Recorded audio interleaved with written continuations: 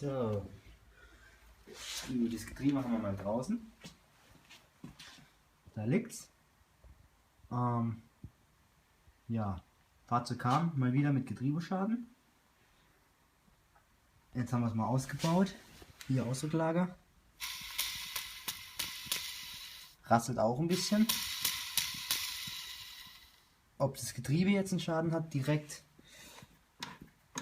kann ich so noch nicht sagen.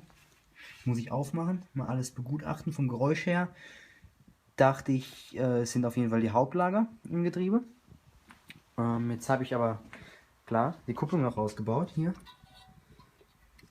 Und dann fiel mir auf, dass eine Torsionsfeder, und zwar die hier, auch noch gebrochen ist.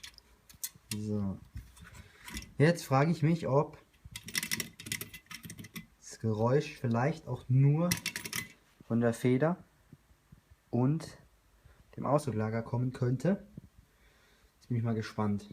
Aber ich mache das Getriebe, jetzt habe ich es schon draußen, auf jeden Fall mal auf und schaue mir mal die Lager an. Und danach weiß ich mehr.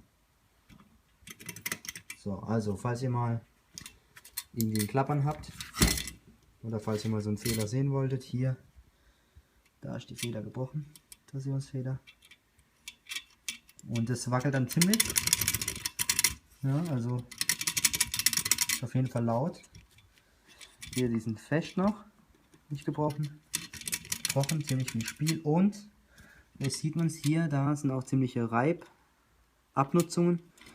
Und da hat es an der Schwungscheibe, an den Schrauben auch ziemlich gerieben.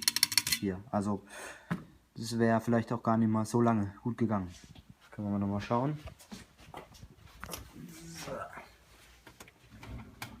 Seht ihr die Abnutzung an den Schraubenköpfen oben, jeweils an der Seite? Das heißt, hätte sich das noch etwas verkantet, kann es gut sein, dass das Ding da mal, also die Torsionsfeder komplett zwischen Reibbelag und Schwungscheibe gekommen wäre.